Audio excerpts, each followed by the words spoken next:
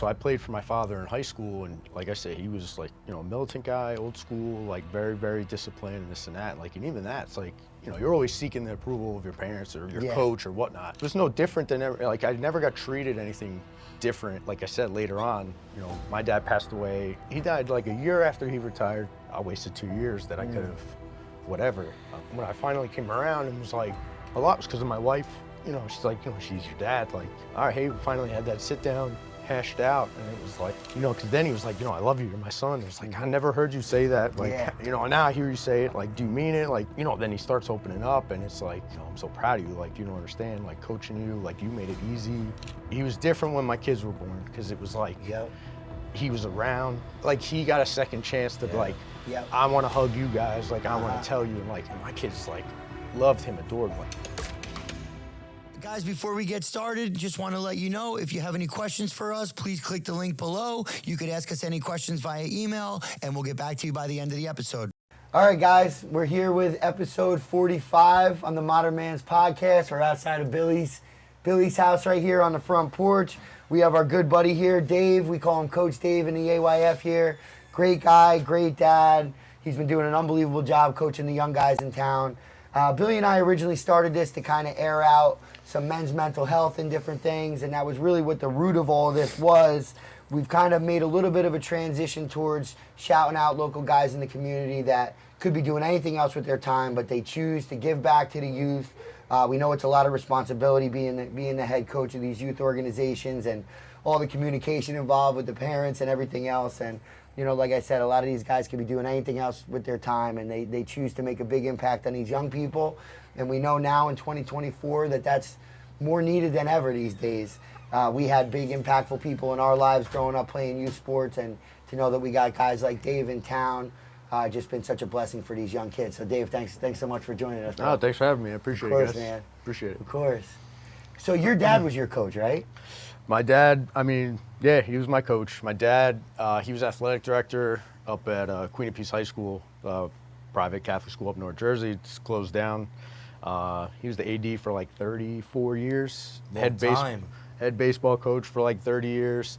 And he was one of the assistant varsity coaches for football for 30 years. So, I mean, I grew up in the locker room there, you know, and then I was fortunate enough to play for him when I got in high school. He was always adamant, like, I'm not going to coach you when you're little.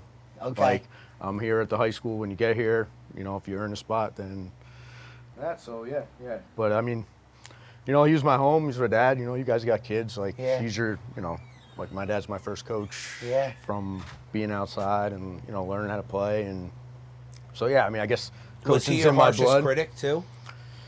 Yeah, I mean, he was a tough old school coach, like big jack guy. You guys hit the weights together back in the day? Yeah, taught me and my brother how to lift. Yeah. I was gonna say you're not so little yourself. No. You know, his big thing was no matter what, like, you know, you feel sick, whatever, it's like just lift weights. Go work out, you feel better. Work out, you feel better. That goes back to what Pete always says though. He's not wrong. Get a little sweaty, you're gonna feel better. Yeah.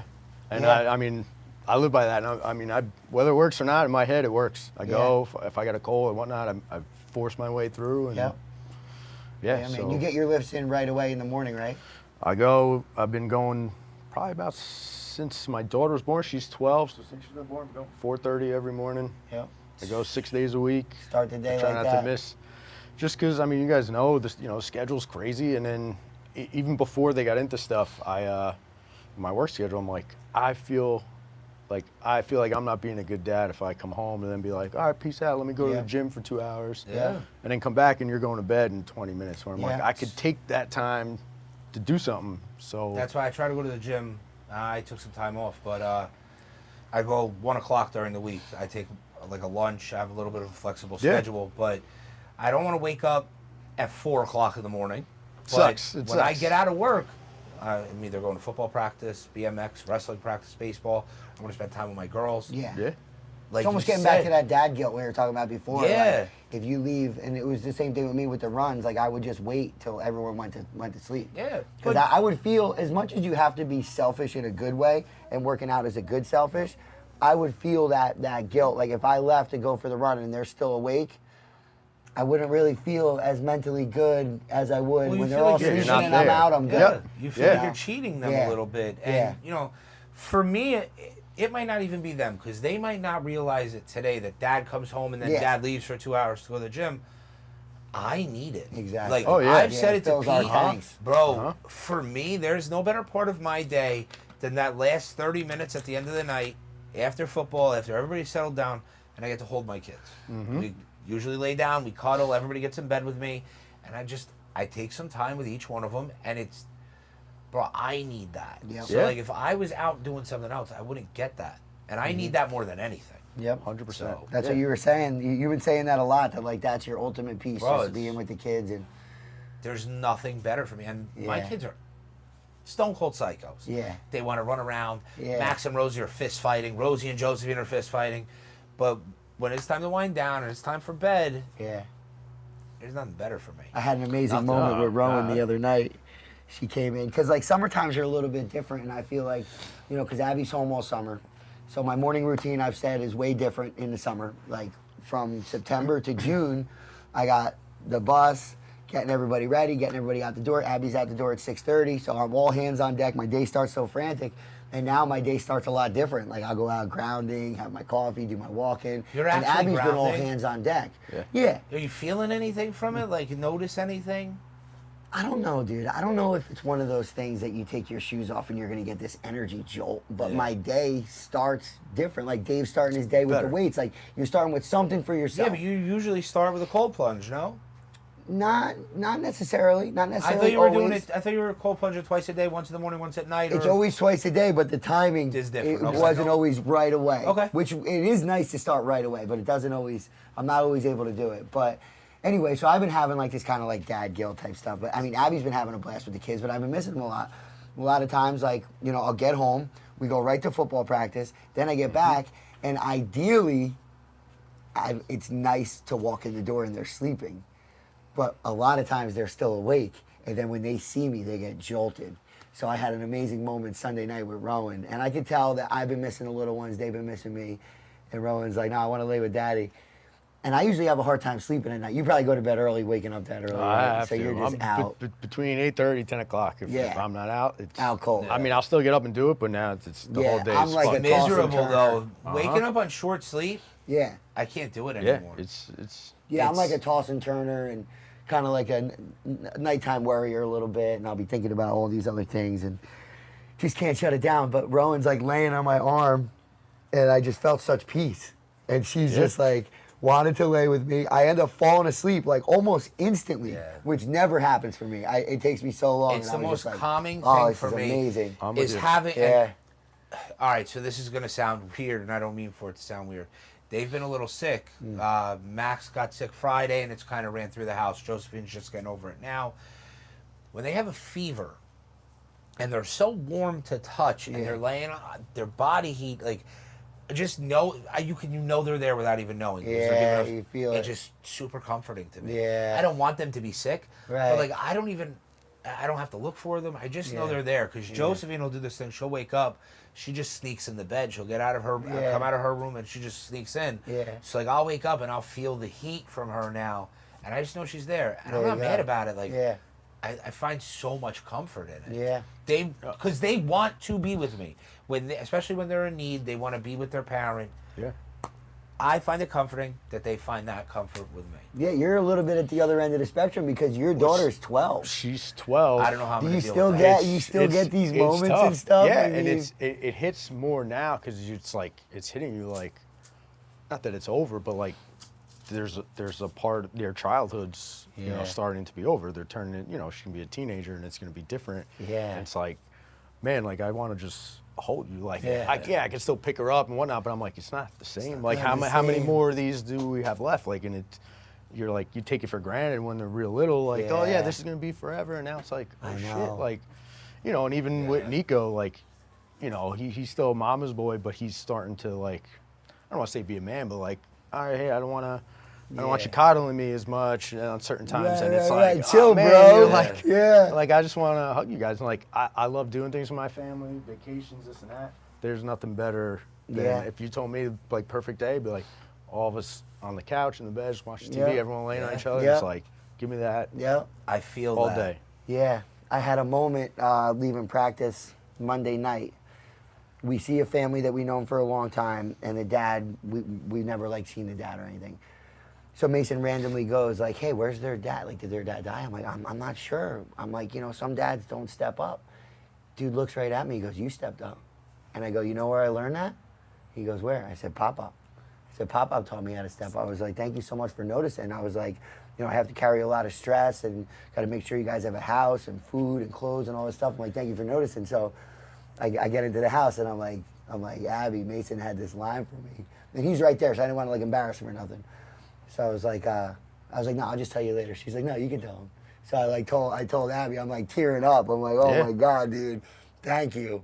Thank you so much for noticing that." Yeah, you know? that little moment goes so far for us. Yeah, and I think that's what a lot of guys don't realize. Like, we're focused on trying to make money, trying to do all this stuff, and it's like they're watching. Yep. You know, and you don't realize like those little things you're doing, like, you know, it means something to them, and like that's what's important. Like, being a dad, like, to me, like, you know, my parents were different. I never really watched them say I love you, this and that. It Right. was like that old school. Different Yeah. time, man. Like generation And was even my different. pops, like, Yeah, same. like, you know, I was like, I don't really remember you. I'm not saying you didn't. I'm Right. like, but I don't remember you to me or my brother or my sister. Their love came out in different ways. Yeah. They weren't necessarily saying I love you, hugging and kissing like we are, but their love came from showing up, being Yeah. there, you know, So I never supporting. got the "I love you." I Right. never really even got the like "great job." Like I got the Right. occasional pat on the back, but now later in life, towards the end of my father's life, he That's spent a when lot it of starts. time in hospitals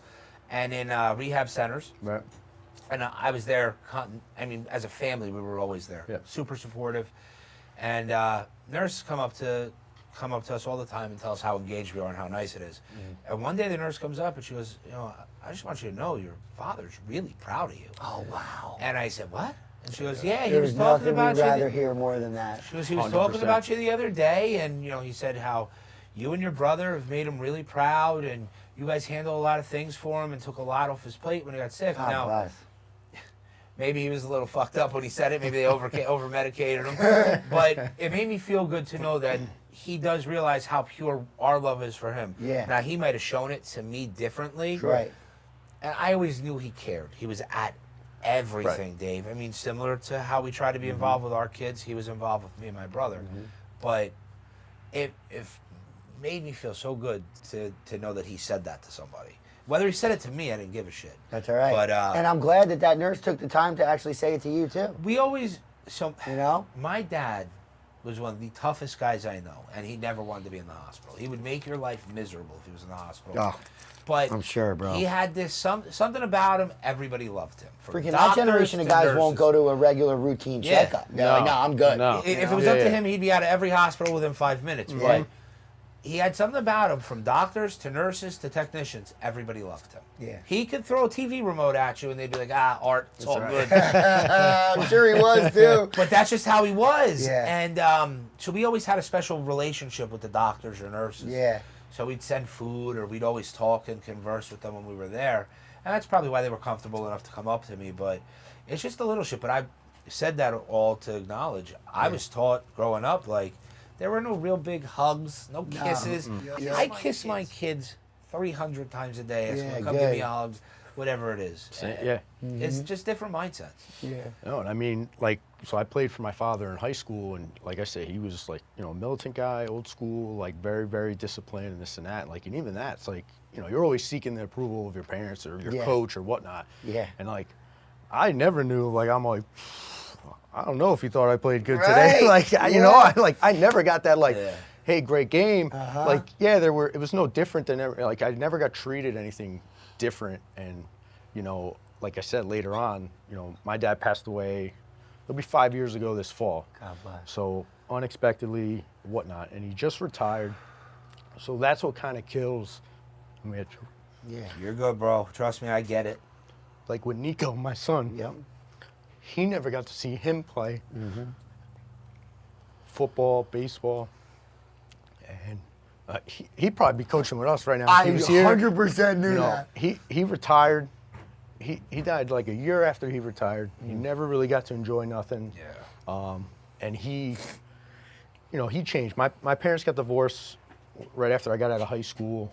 So there was a lot, like even for me, you know, there was 2 years I didn't talk to my father. You know, there was just, you know, I'm a kid, like I'm blaming him, then I'm blaming my mom. Yep. You're you know, my managing all brother, those sister. You don't know. Right. Yeah. So, You don't know how to handle that. you know, I sit now, it's like, man, I wasted 2 years that I could have, whatever. You know, but as Dave, you're gonna fucking get me to tear up here. when I finally came around and was like, a lot was because of my wife, Good. you know, and without her, These you know, I don't ladies, know. man, they're Yeah, next level. It's crazy. It's you know, she's like, you know, she's your dad, like, you got whatever, and it was, all right, hey, we finally had that sit down, hashed out, and it was like, you know, and I brought that up, like, you know, because then he was like, you know, I love you, you're my son. It's like, I never heard you say that, like, Yeah. you know, and now I hear you say it, like, do you mean it? Like, you know, Yeah. me being a stupid little, you know, kid. Yeah. And, you know, then he starts opening up, and it's like, you know, I'm so proud of you. Like, you don't understand, like, coaching you, like, you made it easy. Yeah. You know, it's hard.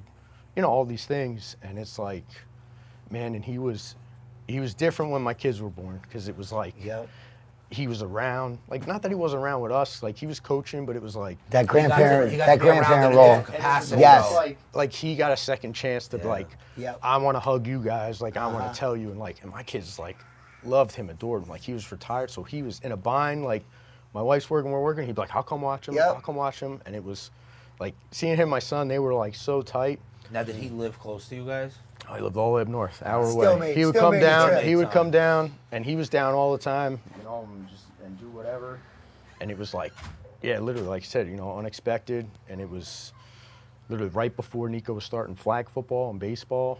And it was like, man, like, and I sit here now, it's like, fuck, like, I wish he could see you play, like, because it's like, I get so much joy out of watching you play. Yeah. Like, he's Yeah. like, oh man, he Yeah. kills it. And like, you know, I know they remember him and you know him, like, and I'm sure, you know, with you and your dad's like, you know, I want you guys to like remember who he is or who he was, you know. So and, unfortunately for my kids, I don't mean to interrupt you. They never actually got to know my father the way he was. So Max was a year old when my father had a stroke, and from then on, it was a steady decline.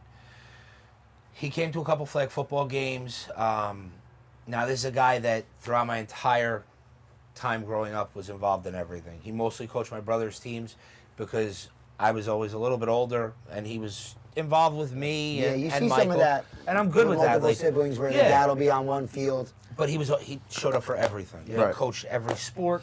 He took part in every aspect of everything. He would have been coaching. Right now, he'd have been out there with me in whatever capacity he could have been. But they got a toned down version of him. And when he died, the one thing I said to my mother, we had a home plate at my house in Freehold where I grew up. And me, my dad, and my brother would play baseball outside all the time. They had a big backyard. I'd pitch to my father, whatever it was. When they moved, we took home plate. Max was young.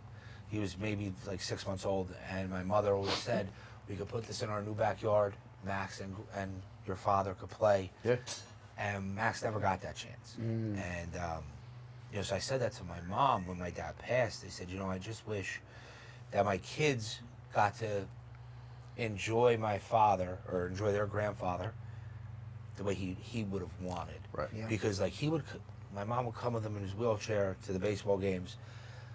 And this was Max's first season, so I'm happy my dad got to at least see See it. some of it, because my dad was a big baseball guy. But he didn't get to enjoy it the way he would have wanted to. Right. And his grandkids, whether it was his grandson or his granddaughters, didn't get to experience him the way that they would have wanted to. So take comfort in the fact that at least your father was able to put in and get some really great times with them, because Max is the only one that knew him pre-stroke, and if you ask Max right now, he doesn't remember. I'm sure. He was a So year young. old when my father was diagnosed, but Yeah. even in that capacity, they all adored my father. Oh, yeah. Right. And I can only imagine how much more, if they got to see the real Art, who, when Max was born, if that kid cried, my father was beside himself. Like the littlest whimper, he's like, I hate hearing this. Can you? Meanwhile, you and Michael were crying as babies, and he's at work or something. Dude, toughen up, whatever. Yeah, once it's the grandkid, But it's different. It was that switch flipped from being dad to being a grandparent. He didn't have to say no anymore. He didn't have to discipline. Right. He could just unadulterated, pure, all out, unconditional love. Yeah. That didn't need to be tough. Yeah. Yeah, I mean, we're talking about Nico, and there's literally been so many moments that, like, I've never even met your dad, but you've told me a lot about the dynamic with football and stuff. And there's a lot of times during practice that I'll watch the two of you guys interacting and everything. And Nico's been such a blessing to even be near between wrestling, football. Like, he's such a natural leader. And the two of you guys have such a great dynamic. When I was coming up in Pop Warner, my friend's dad was the coach. And we would see them during practice. And there was always a little bit of back and forth that they had going together. And then even in high school, this guy followed us up, and you know there was a lot of hostility. But we caught wind later on that the car ride homes were more vicious than the practices were. So it was like the car ride home, they were both holding on to a lot. Why'd you say this? But you know, you try to be that head coach, make an example out of your kid, right? Which is like, it's still your kid though, dude. You know, so it's like, you know, it's a hard dynamic, but you and Nico seem to have a really good balance there. It's hard, like, Yeah. you know, Well, listen, everybody he's raves our about you as a leader. coach. He's our guy. I mean, You that's know? a team effort. I mean, I give Yeah, credit there's no to daddy ball going on though. It's a very nice and that's how we dynamic are you guys too. have. Yeah. I'll tell you guys now, I'm harder on my kid than I am on any other kid on that field, and I probably got that from my father. Probably. And that's probably why my dad stopped coaching me, because he would yell at me, Right. and I'd yell back half the time. Yeah, I'm sure. But the car rides home were always fine. Okay. Once we Got were it off the out? field, Yeah. there was You nothing to stop talk it. Yeah. about. Yeah, that's I gotta was be his hard, though. son again. But I'll tell you, there were some fucking times he embarrassed the shit out of me on a baseball field, especially because he knew I had a little bit of talent, and he never wanted me to waste it. I was Morania, maybe. well, I had gotten hit in the face twice by pitches. Ooh. that'll change. And I was deathly afraid. That'll change everything. I got drafted up in 4th grade to play with the 4th, 5th, and 6th graders, and I cowered in the back of the batter's box the entire season. Oh, I struck out. I didn't even swing. Yeah. I struck out looking every at bat. Finally, he looked at me. He goes, "If you strike out and you do not swing the bat, I'm sending you to the other dugout." That's it. This son of a bitch sent me to the other dugout. There you go. I walked halfway across the field before my mother lost her shit and brought me back. But you know, he was hard on me on the field because he expected better. Once we got in the car, it was all peaceful. But it sounds like you're finding a fine line where you can stay coaching Nico, where my dad had to remove himself from coaching me. Yeah, I try to, like, again, I credit to my wife. Like, trust me, there's been days, like, and I'm like, fuck, like, I overreacted, and like, I don't want him to now hate the sport or hate playing for me, because I enjoy coaching him that much. I was like, so I've tried. It's not easy. Of like, hey, let's, in my head of like, not gonna talk about the game, practice, or whatever. Like that drive home, like I'm gonna let this go. Like, because I know he's already coming in here, especially if he had a bad game or made a mistake or something. Like, I know he's being waiting. hard He's on already himself, going to be too. hard on himself without you. Already waiting for what am I going to say. Uh-huh. And it's like, all right, like, let me sit there. So I try to drive home. But a lot, like, that's from my dad, too. Like, he didn't coach us when we were kids, like, on the teams. He was at every game. He was that guy, like, he's in a baseball. He sat in the office. He's like, I don't want to be near any parent. I don't want to hear what everyone's going to say. I want to enjoy watching you play and just be by my, and what, like, and he'd be in the trees in a lawn chair. It's all right. You knew he was sitting like that. yeah, but you knew, like, I knew where he was. Yeah. Like, I'd see him. But he got to enjoy it then. Yeah, He he's got like, to I'm take not it all in. coaching. I coach all day long. I want to be here and watch.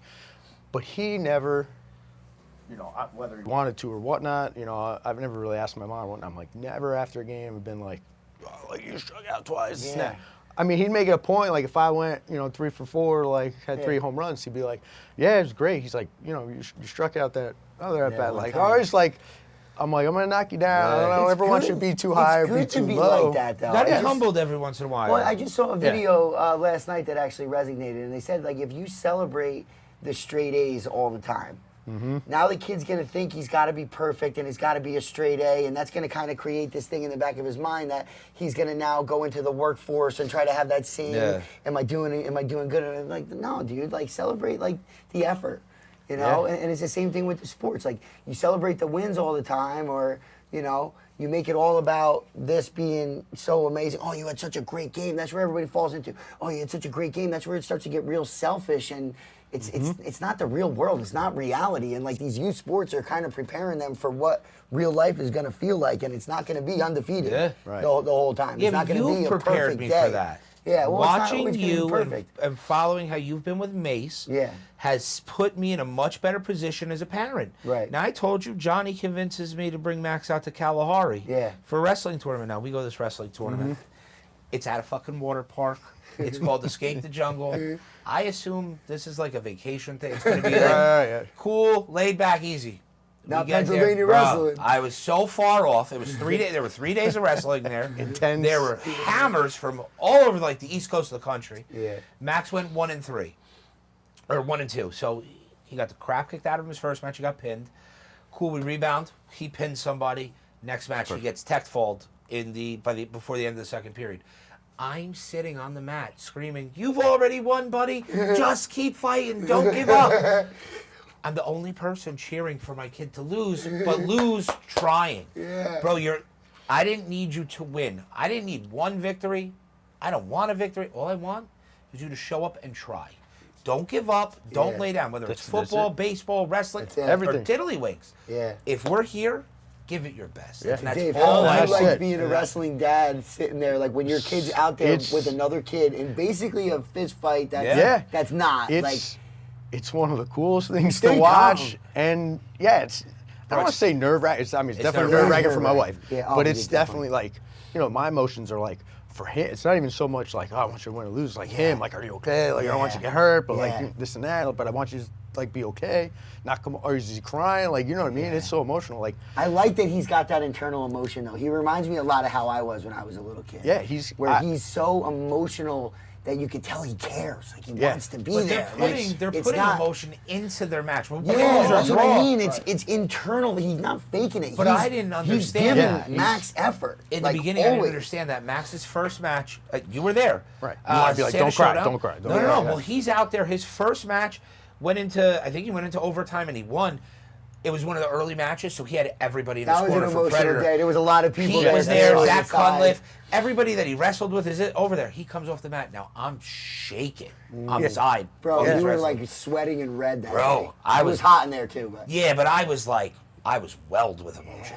And he wins the match. He comes off in fucking tears because he left all of it out there, just pure emotion. He put all of his heart, all of his emotion into that match. And win, lose, or draw, that's the kid I want. That's what I want for you. 100%. We talked about the other day, like, I knew nothing about wrestling. I never wrestled a day in my life. It wasn't really, not that it wasn't big by me, like my town, like didn't have it in my town. So when Nico got into it, I want him to do it. Like, guys I work with, everyone's like, it's awesome, it's great for football, it's this and that. So it's like, hey, let's try it, buddy. And he was scared at first. Like, he's like, I don't know, what this is all about. And I'm like, I don't know what I'm signing up to. Like, I know how intense this could be. Pete's, amazing coach. Like, Nico loves going to wrestling, and he's literally, he was on the fence of doing it, not this past year, the year before. And literally the selling point was, I was like, Coach Pete's coaching, you'll be there. And he's like, I'm in. That's everybody's so it's like, I'm like, all right, cool. That's everybody's selling point. That's such a blessing. And watching it, like, I enjoy it because I can sit and just watch it and not, like, you're coaching other kids, so it's hard to, like, just pay attention to your kid because your job's to coach everyone else. And watching it, and that's my thing with him. I tell him, I'm like, look, man, like, I don't care if you ever want to do a tournament. I don't care if you ever want to have a match or whatnot. I'm like, but when you do, it's just like, leave it all out there. Like, I was like, I'm telling you, I'm like, I'll never be mad at you if you lose. That's it. I'm only gonna be mad if you quit and give up. Like, we're not quitters. Like, we say in my house, we always, like, he knows that, like, tell him, like, Abros don't quit. Like, I'm like, whatever it is you're doing, don't quit. Like, you're not gonna be awesome at everything. You're not gonna just show up and be great. Like, you gotta work. But you're hard. gonna work. You gotta work hard to, like, I don't care what you want to do. Yeah. Like, you want to be a DJ? Go be the best damn DJ like you could be. Like, whatever it is. And I try to do that with my daughter, and I think, my daughter has a drive that, like, I wish I had now, with the dance. Like, in her head, she's like, I'm going to Broadway, like, you're not stopping That's me. awesome. Let's go. She does the dance competitions, and she has, like, she'll come home. She dances, like, 4 or 5 hours a night. She'll come home and is like, if someone got more attention or she thought she couldn't do a move, like, she's home, like, she's practicing it. Like, it's, like, wild. Like, she wakes up in the morning. Obsessed. she's stretching. Like she's like, I'm not like her weaknesses are flexibility. She's like, I gotta get more flexible. I gotta get more flexible. And that's like, hey, I'm not telling you to do that. Yeah. Like that's like, yeah. Are there days that I'm like, hey, you guys like do Yeah. your stuff, get better? Like, yeah, they're kids, but like she has that drive, and it's rubbed off on Nico. Nice. Because I'll constantly be like, hey, like, you want to be, you know, I want to be in the NFL, I want to be that. I'm like, hey, dude, like, anything's possible, but she's like, you're gonna have to bust your ass to do it. Gotta Like, take you're that not just Julian showing up to Edelman the field. approach. Yeah. Yeah, like, things are gonna be hard, things are tough. I was Yeah. like, and at the end of the day, if you don't, hey, you're prepared to go out to the world, like, go be a dad. That's it. Like, you're gonna all of that deal with teaches tough them situations. life. Yeah. Like Petey said, everything today is preparing them for life. And that's why I've said it before. I don't need my kid to have huge success right now. I need him to keep showing up and keep working, you know, because, listen, life kicks the shit out of you. Yeah. 100%. Worse than any youth football game or youth wrestling match is going to. Life will fucking humble you. Yeah. And either you're going to adapt and roll with the punches and you're going to keep coming, or you're not. And right now, that's what's important for him to learn. Yeah. And that's what you're teaching Nico, well, that's too. why I love the and wrestling. Pete's on the same page. Because it's you, man. Like, you're getting your ass kicked. Like, there's no one to turn to help bail you out right here. Like, you gotta fight through it. Like, and you know. Yeah, sometimes as a wrestling coach, though, I'll be watching their matches and I'm like, oh damn, we could have went over that. I should have showed this. That's what everything. I should have showed them more of in here, but it's like then it's match day, but then you got all these kids in the room and you're trying to keep everybody going at that match day, and then especially towards the end of the year, I think that was Jackson was our last day or whatever it was, and I was sitting there like, I didn't show anybody. I could have showed this one thing and they would have been fine, but. You know, yeah, but in reality, that's not the case. Right. Because it's not just one you just play. want It's them to not be prepared, no, you but know? it's not. But the truth is, it's not just one play, and it's not just one move. Right. Or that's going to win the game or win the match. Yeah. Or whatever for you. It's whether or not you're fully prepared. Yeah. And you leave it out there. Listen, sometimes you just lose. It's just what it is. The guy's This bigger. guy's man. better. Yeah. Yeah. That's why. Honestly, I enjoyed like his losses more than his wins. Like, yeah, he had some success. He was getting pins and stuff in school, but I'm like, I like the match where you fought for all those periods, like, and you were going at it. Like, Bro, my favorite match was when he got tech called at Kalahari because he didn't quit. Yeah. He lost 17-2. Not a bit of quit. Yeah. Sign me up to watch that match every day because it showed me my kid could fight. Yeah, that's how it's been for me and Mason. It's almost like, hey, I'm just thrilled how he'll handle defeat on Saturday mornings. Like, you know, I used to sit there, throw my headgear, put all this pressure on myself. My dad wasn't even a wrestler. I don't know where the pressure came from, but I was just like a mess after matches. And then I'll see him, and like he'll be a little bit upset for a little while. And then I'll kind of like watching the other kids, and I'll kind of keep an eye on what he's doing. Before you know, he's throwing the football around with his bros. I'm like, all right, good, he's back. Can I tell you why that is, though? Yeah. Him and Max both come from the same environment. You were their instructor. Yeah. You, in the formidable years, taught them that there is so much more to life than this. They're losing gracefully. That's it. And they're emotional about it enough that you know they care. Yeah. But they're not letting it destroy them. Yeah. No. You know, that's important. It is. That's It is. the You big- can't stay down because we're taking L's as adults too. Yeah. You can't stay down for too long. Yeah, and I mean, like you said, you know, you played baseball growing up, like, and a lot of that's like that's a game of failure. Like, Yeah. you're gonna fail Seriously. more than you will succeed. Well, you know, a good batting average, you're hitting 300. Right, You you failed failed 60% of the That's time. a test. You got a 30. Yeah. In the Hall of Fame. And I think like that's been helpful. Like Nico, like, you know, I coached the baseball too, Nice. and like some of the guys, you know, they get on their kids strike out. Like, I get it. Yes, I want my kid to get up and rip a ball every time he's up. I want him to make crazy plays. I know it's not going to happen. I know he's going to make mistakes, like, and this, and like my biggest thing is what I try to do to the team. Like, even with the football, like, it's over. Like, you made an error. Like, you can't put your head down. You can't sulk. I was like, because now your body language is just like the game's over, like this and that. And I was like, I try to teach my son, even to my daughter. I'm like, I hate that more. Like, I don't care if you guys are good or whatnot. That's the stuff that's gonna drive me nuts. Like, just learn. Like, it's hard. It's not easy. But like, keep your head up. Keep fighting. Keep fighting. Get up. You And get be another at bat. graceful Maybe about get a it, hit. yeah. Like, I go, and I was like, the team feeds off that. Like, you Definitely. put your head down. It's like That energy hey, is man, contagious, like, and we've seen that. Yeah, we've seen that where you know, some of our guys got bad posture, and before you know it, the whole wind is out of the sails, and it's like, yo, it's a first quarter. Yeah. What are we doing here? We got a wanted to long tell way me to the other go night, still. like, it's just all about the next play. The next play, okay? You went off sides? Okay. Yeah, On to the just next go. play. I Like, try you to tell can't him, stay there. I'll tell him, Nico, tell you, and I say it to the kids sometimes too. I'm like, you guys have a memory like a goldfish. Yeah. 15 seconds, move, it's over. Whether it's good or bad, great, bad, move on. Yeah. We got another play. Like, you 100%. gotta like keep, and you gotta help each other out, especially, you know, football, team sport. sure. Like, you gotta, I was like, I want to see you guys, like, They got to Yes, be a we- family at that point. right, like, Yeah. yes, we want to win. Winning's fun, that's great. I was like, I understand they're still little. I was like, but at the same time, like, I get more joy out of, like, when they, like, come together, Yep. Bro, there's or they're nothing better. picking each other up, and or like, even if we're losing and we fight back, and it's like, yeah, you guys lost, it's all right. I'm like, seeing this kid get knocked down, you guys help him up, have his back, or you guys picking each other up, like, that's what I was saying to you before. Like, I feel like that team, I've never seen a group of kids be so happy for other kids Yes. when someone does something good. Yeah. Like, and I'm like, and that's nothing.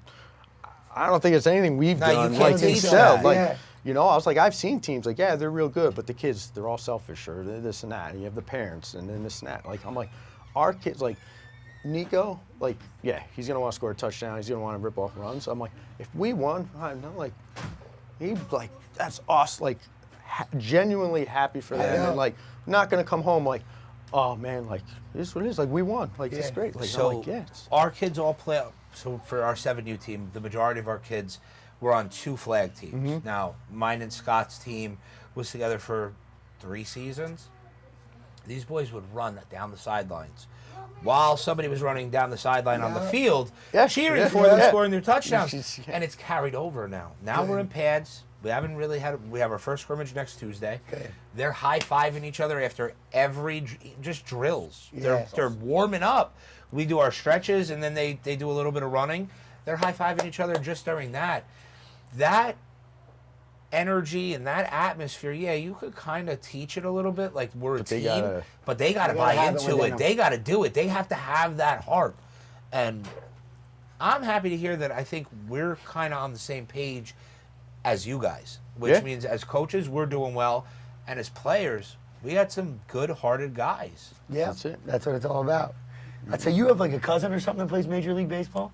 yeah, my cousin Sal Freelick, he plays for the Milwaukee Brewers. Oh, that's cool. So- So Nico's got him to look up to and aspire to. And if he wants to go to the NFL and he's got a family member playing Major League Yeah. Baseball, Yeah, he guys. I went mean, to a he few of sees what those it games take, and too, like right? the big thing with that kid, he's, you know, he's my height, my weight. Like, there's nothing to him. Yeah. You know, fast athlete, and he was an athlete. Played hockey, played football, played everything. So yeah, Nico's like, obviously it makes it easier. Every kid, well, I want to go wherever. But like now, it's like, yeah, you know someone right that's went. there. Like, it's, you can do it. Like, you gotta he's work. not You 6'4". gotta Got it work in you, hard. you can Yeah, get like there. you gotta work hard. Like whatever it is. But yeah, like I feel like we all coach the same way. Yeah. Like our team, like my big thing is like I try to tell them every practice, I'm like, I just want you guys to be just like a tough team. Yeah. Like, hey, if we lose, great, but I want that team to leave being like, I don't want to play them Yeah. ever Yeah. again. Like they hit us, they didn't give up. Those kids kept coming, was no kept coming, quit. kept Yeah. coming. And you know, we said at practice last week with like just the cheering for each other, the clapping it up, the sprints, this and that. Like I'm like went through like 5 or 6 things. Like I'm like, this takes zero talent to do any of these Yeah. things. Yeah. So you are all capable of doing that, and like that's how you got to be. Max. absolutely.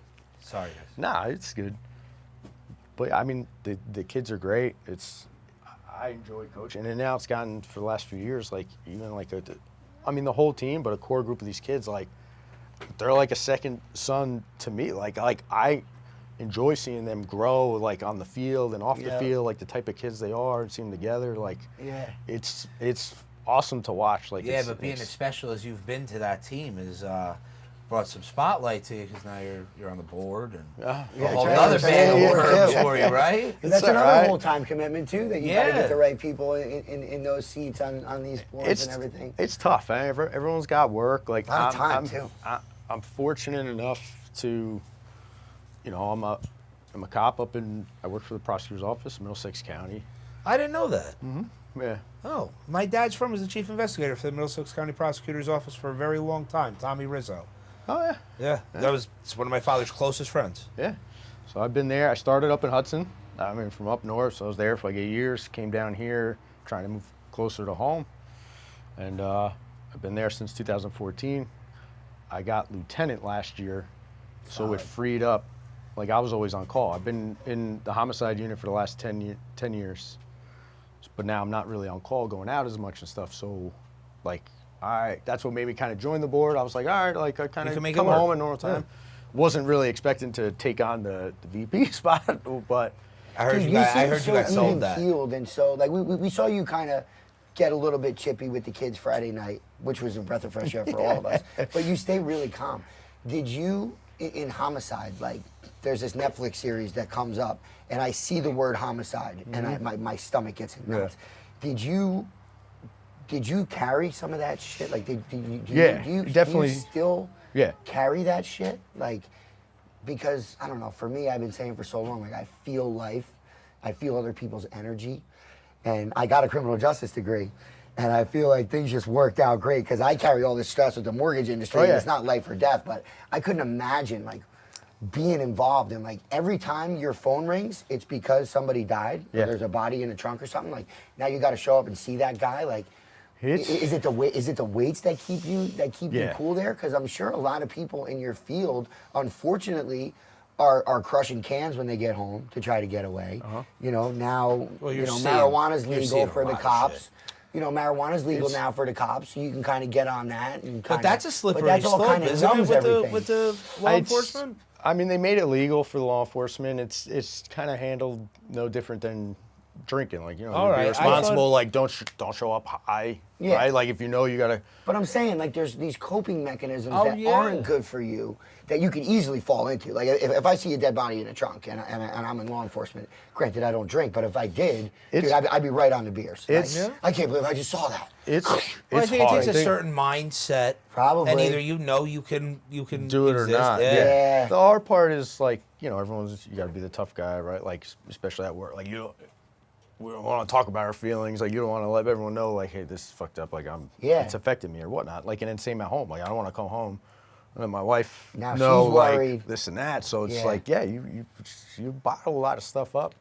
I started off just doing the sex crimes unit. So, like, that was rough. And that in itself is friggin' rough. Lindsay does that. Yeah, I'm sure. That's tough shit. It's I'm sure hard. That has to be worse than homicide, though.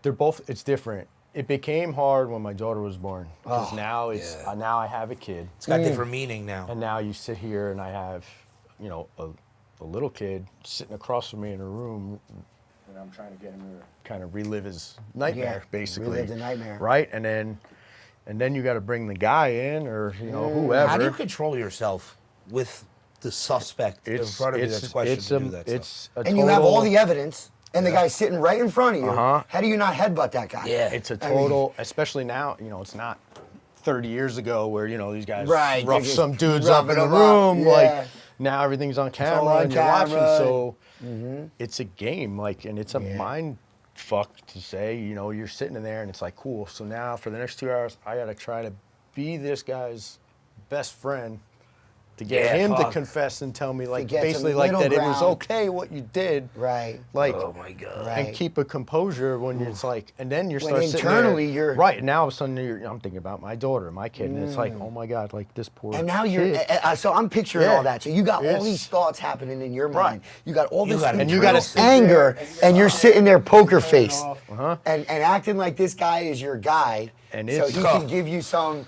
That's a tough place to be. And then it's But you're obviously doing an amazing job at it.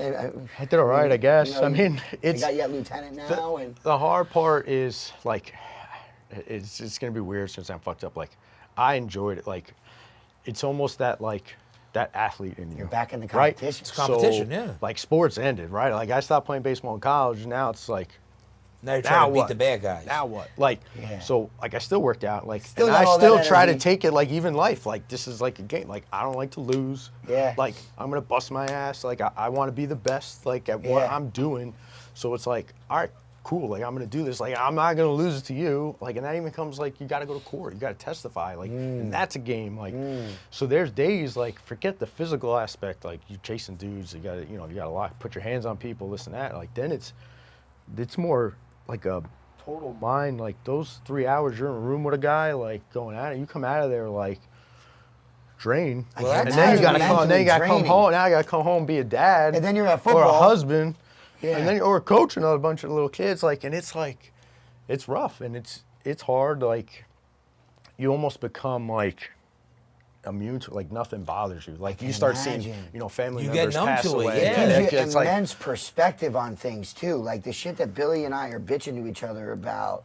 Dave's kind of like, dude, you guys are both still alive. You didn't end up in the trunk, dude. Like, what are you complaining about? And there's days, like, and you're like, oh, fuck, like, I just been complaining all week to my wife about whatever, money or and then kids. You think about what you're saying. And I just had to go tell this whole family that their son just got murdered. So what am I fucking complaining about? Well, I have, like, we're held, like, zero to complain about this and that. And that's the hardest part. It's not so much seeing the bodies, right? Like, it's almost like fake. It's like you're like, it's almost like a movie it doesn't at look that like point. And real. honestly, at this point, with video games and movies and shit like that, you're like probably a little desensitized to it. I mean, I'm not taking away from No. It's 100%. And then it's that hard part, because that's like when I was the detective in the unit and even the sergeant. Like, this is my case, so it's like, cool. I'm the guy knocking on the door to be like, hey, I have to break this bad news to you, which is like literally the worst that I thought of the whole job of, like, having to do that, because then it's not only that,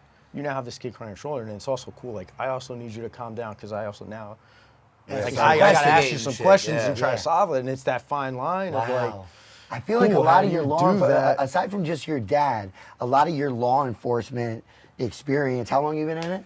It's gotta be what, 18 years? 18 years. I see that in the football interactions. Yeah, like, you could see it where it's like, you got this one kid super upset. Okay, we got to get him really calm right now. How do I get him calm? Well, I've gotten a kid's calm whose dad just died. So I know this isn't the same. Football ain't life or death, but it's I'm going to use those same qualities towards this kid right now. It's funny you say that. So another part of my job, I was one of the negotiators, like crisis hostage negotiator, and that's all that is, like. I gotta talk this guy off the ledge and this and that, and it's like I would blow those the guy, negotiations. The maniac is inside, dude. You're trying to negotiate with him, but it's not you hurt somebody, not hurt himself. But you look at it like, hey, like, that guy's not necessarily like a criminal, right? Like, it's like, this guy's literally having the worst day of his life and completely mentally broken. He's broken. That's why we're here. We're at. So, like, you gotta be like, how do we build him up? Like, it's okay, like, we're gonna get you out of here. And dude, you be on the phone or talking through a door 4 or 5 hours, like, I can imagine. Trying to build that, like, I gotta talk to a guy I don't know. Get him to trust me and build a rapport to come outside and be like, all right, it's over. That's tough. So it's mentally exhausting. You can answer him. What's up, man? Okay, that's great, bud. I'll talk to you in a bit. I don't want Coach Pete to get mad at me. I ain't mad. I want you to answer them poor guys. All right, so while you're talking about that, and so I have a friend, also Tom Rizzo, who's a Howell cop. He's a captain in Howell. Okay. Actually, he's on, it used to be a Live PD, or On Patrol Live. Now it's Live PD on Reels. He's on there all the time. He started out, he was in the military, came out, worked his way up. He was a big narcotics guy. But he says you kind of get desensitized to what you see, and it affects. But it affects, like you said, the shit he's seeing. While me and you were complaining about little shit, he's seen real shit, and it's the same thing that Tom tells me, because, like, it's almost like I need to do a ride along with Dave. It's like I actually asked for a ride along. Give me some perspective, man. It's like a different world.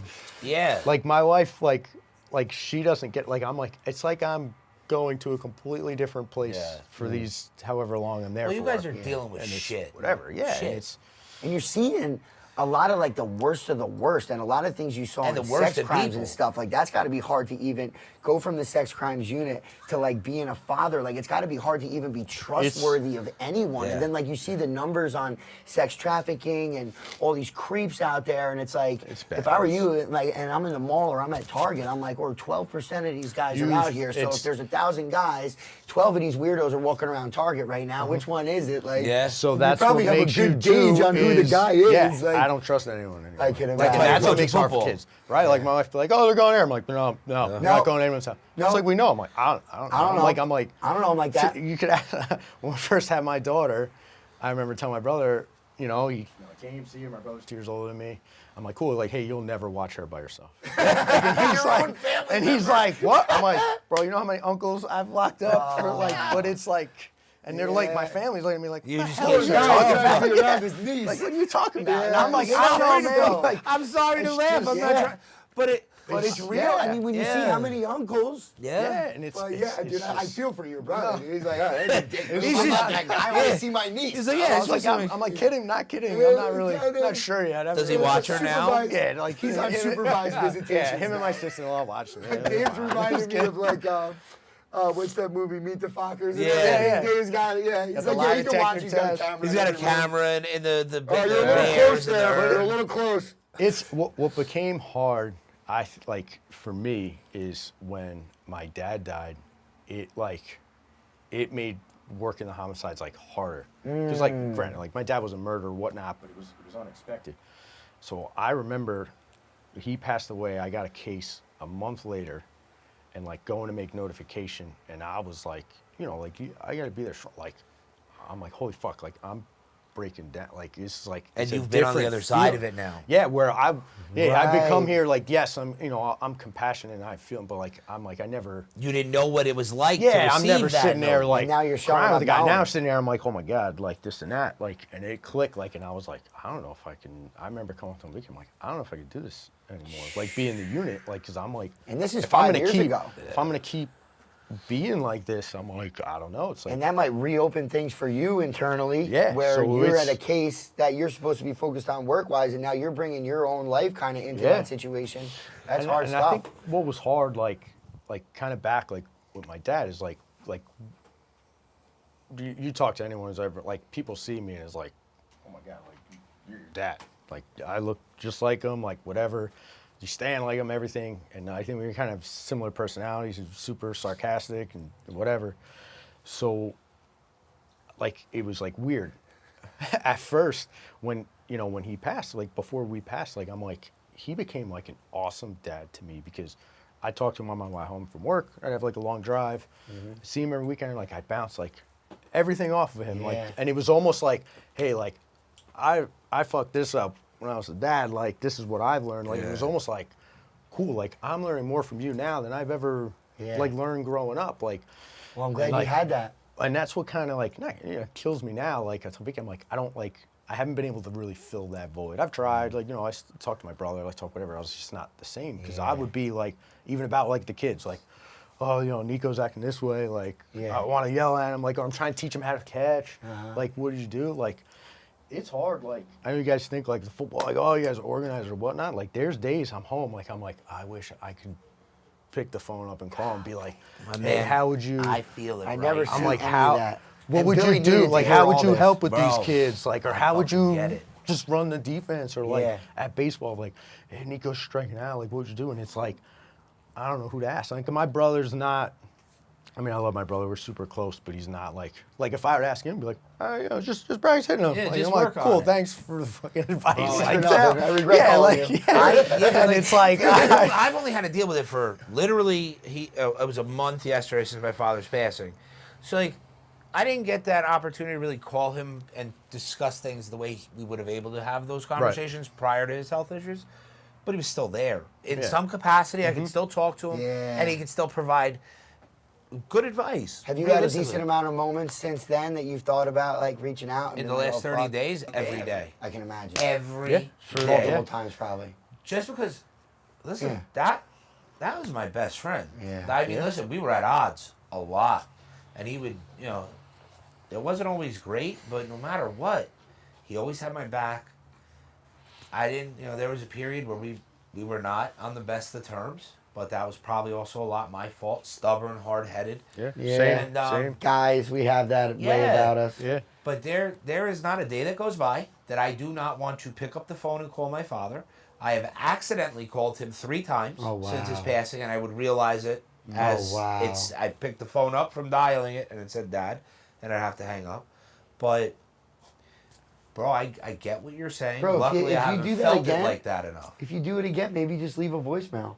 Knowing that he won't hear it, but maybe just so you can Well, kind of I've talk it told out a you little bit. I send text messages. His phone Yeah. will stay active as long as I'm paying the bill, which it's on a certified phone. Yeah. So he gets text messages still from me, Yeah. which is probably kind of weird for me to tell everybody that I'm texting my dead dad. No, it's not. Not weird at all. But I've told you, even when he was like unconscious in hospitals, which has happened 3 times, I would text him every time he was unconscious.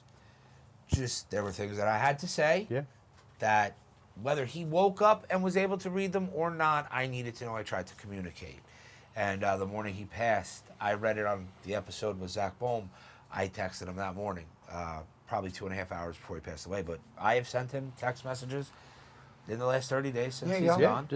Just because I needed it, Dave. I needed it. Like, you get it. So, Pete, I hope your father lives forever. You and me both, buddy. And I hope you never have to understand this.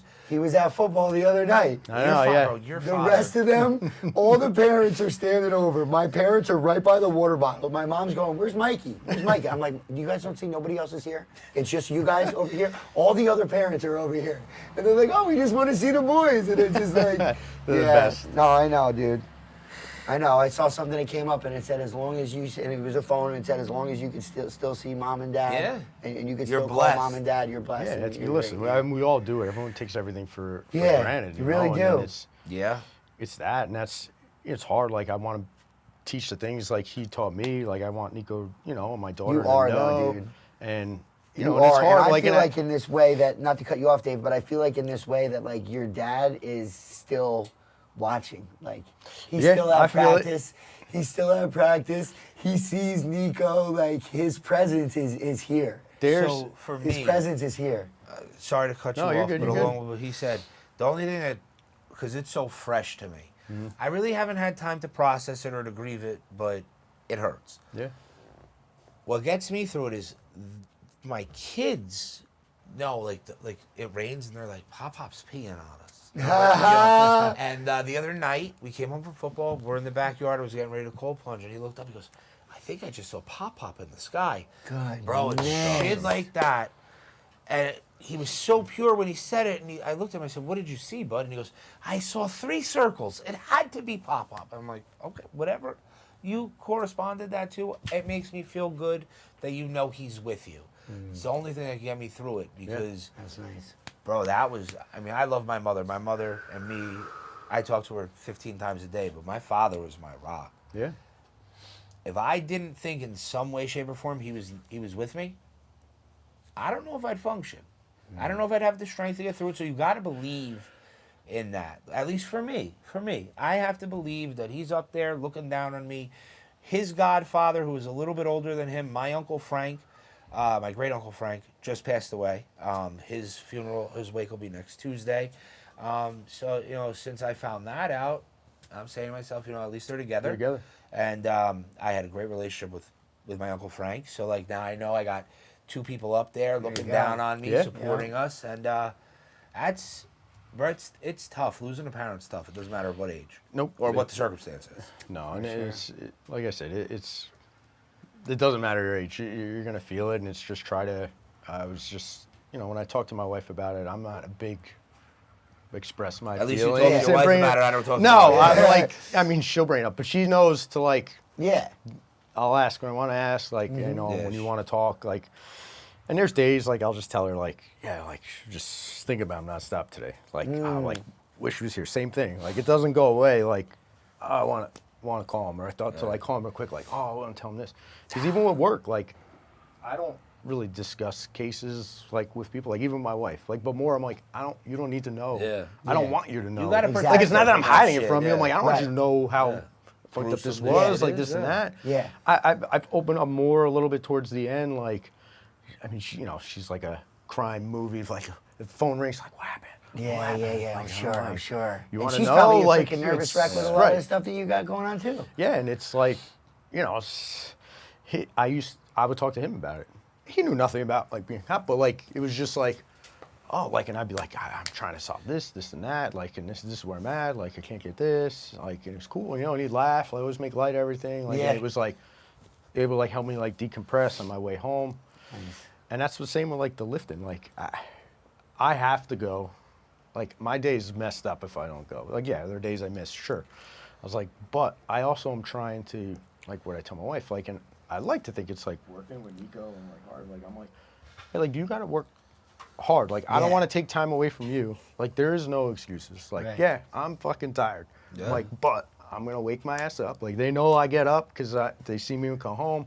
I make them breakfast, like whatever.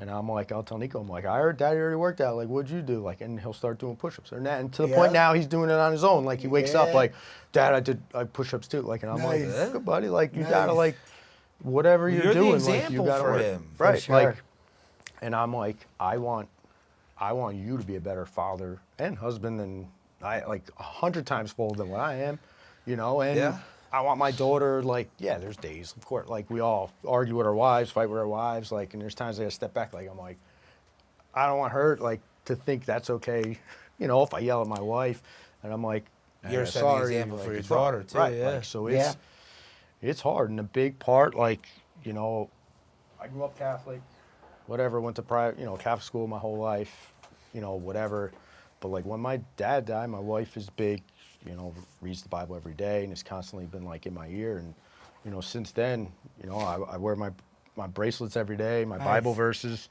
Nice. And, you know, I'm trying to push that on my kids. Like, you know, look at Nico's mouth. He says, put God first. Like, I'm like, hey man, like end all be alls with that. Like we can't control things. Put him first through good and bad. Like, you know, things are going to happen. But I was like, you know, this is what's, you know, in my eyes, is like it's what important than anything else. Like we gotta, you know, do all that and and just be strong. Like, and it's hard, you know, like trying to be strong every day, like for your kids and for your wife when shit's going bad and stuff's rough. So the place where I'm comfortable to get emotional is my dining room, which is right here, because no one ever goes in there. The other day, I was sitting in there and I was fucking crying, and I said, whatever I said, something to the effect, like, I wish I could talk to you right now and whatever. And I wound up getting in the car and I went to the cemetery, had a moment with my dad, but my wife walked in on me crying, and like, that doesn't happen. Right. Like, I'm learning how to deal with emotions today, but I still have that old school, like, we're not going to talk about it. Yeah, you know, same. I'm good. And she walked in, I stopped crying. Because I was having a full conversation with my father. He obviously wasn't there, but I'm sitting there and I'm talking to him. And when she came in, I stopped talking. I cleaned myself up, and I was like, I'm sorry. I was going through it. And she was cool with it, obviously. You know, she's not going to be like, oh, you're such a pussy. But I got in the car, I went to the cemetery, and was able to have that conversation. But where's he at, over in Freehold? St. Anne's in Wall. Okay. But I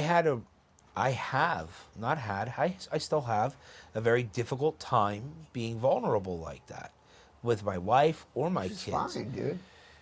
Yeah, but I'm trying hard. through a little bit more religious experience and sentiment to understand my feelings better. So, like, listen, 5 years ago, I probably wouldn't have sat at the table talking to Air, crying, asking for a sign. Well, dude, I've told you before that when I was all depressed and in my own way and in my own thoughts, and I had the seizure and I didn't know what the hell to do, this lady at work hands me this book called 2 Chairs. Yeah. I kind of disconnected from all spiritual things.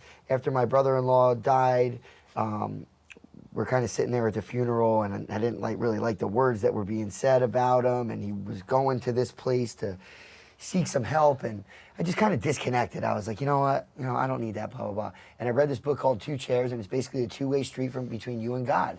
And just having those conversations, it was almost like you in here. It was like, hey, 100%. God, this is how I'm feeling, like, blah, blah, blah. And I just kept reading it, And then it really kind of took a lot of the weight and a lot of the pressure off myself to know that there's like a more powerful force. So I'm talking to this guy yesterday, and he's 6 weeks off of alcohol.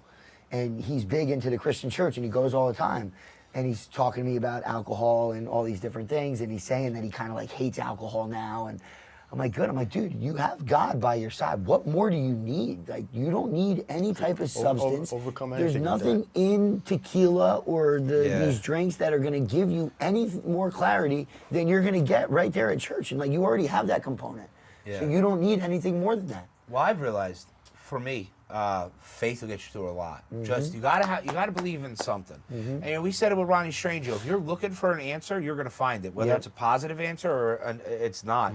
Whether you're looking at the bottom of a bottle or at the end of a Bible verse, if you're looking for the answer there, you're gonna find it one way or another. Yeah. 100%. Luckily, I found my you know, in the last couple of years, I've grown a little closer with spirituality. We'll say, I won't say religion specifically, but it's put me a little bit more in touch with myself. I'm sure.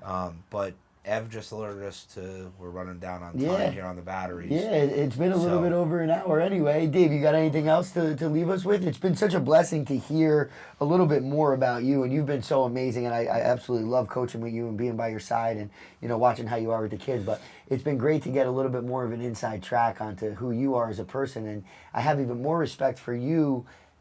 I already had mad respect for you before you sat on this porch, but to know what you carry on the daily and to not show any of us until right now, you know, it really is I thought this was going to be a youth football heavy conversation, and I'm really happy that it wasn't. And I didn't even mean to come out of the gate with you. No, I don't like. I Trust me, I'm all. Yeah. Any chance to talk about my dad, keep his name going on, that's good with me. For sure. And we really started with the goal of just to help one person.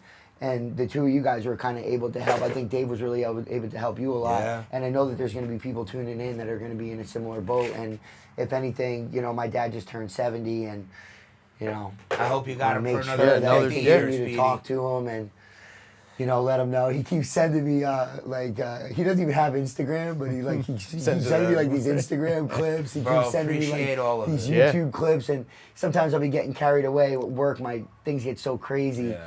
And I'll kind of like lose sight of his text, and I'll come back. I'm like, oh, hey, I just watched all of those. They're all hilarious. Just make sure you don't blow that off, because there will be a day that you wish you spent more time or wish you had more time. Yeah. You know, I know that you'll make the most of it. For sure. All right, guys. Dave, you got anything in closing? No, man, I appreciate you guys having me. It was awesome. was. I enjoy coaching with you, man. I wish you best of luck. And I appreciate it. anything you ever need, man, you could always call me, anything. All right, Dave. Yo, Coach Dave. All right, guys. Thanks for tuning in. Like, share, follow, whatever support you could give us, we'd appreciate it. If you have any questions, click the link, submit. And we'll talk to you guys next week. Thank you. Bye.